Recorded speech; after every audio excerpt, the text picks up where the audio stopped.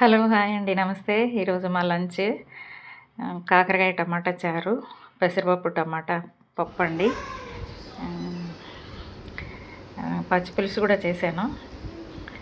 చూడండి, నేను కర్రీ ఎక్కువ తింటాను కదా, చూడండి వెల్లిపాయలతో పాటు తింటున్నాను ఈరోజు.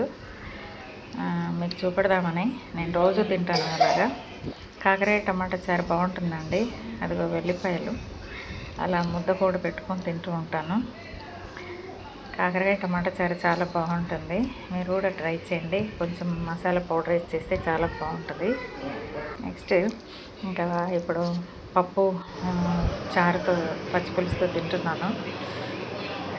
అది కూడా మా మనవడు మనవరాల కోసం చేశాను. నేను కూడా టేస్ట్ చేస్తున్నాను. పప్పు పెసరపప్పు పచ్చి పులుసు అండి, చాలా బాగుంటుంది. ఎండాకాలం చలవ చేస్తుంది. నెక్స్ట్ పెరుగన్నం అండి. పెరుగన్నం ఎవరి మీల్స్లో పెరుగన్నం మేము తీసుకుంటాము ఖచ్చితంగా. ఎండాకాలం సెలవు కూడా. ఈ వీడియో మీకు నచ్చినట్లయితే లైక్ చేయండి, సబ్స్క్రైబ్ చేసుకోండి, కామెంట్స్ పెట్టండి.